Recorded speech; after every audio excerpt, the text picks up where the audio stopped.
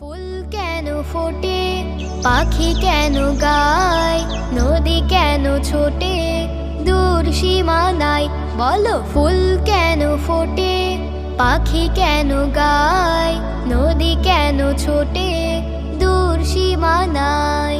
পাতা কেন দোলে, মন কেন ভোলে, পাতা কেন দোলে, মন কেন ভোলে, কেন এত রং দূর নীলিমায়? বলো ফুল কেন ফোটে, পাখি কেন গায়, নদী কেন ছোটে দূর সীমানায়?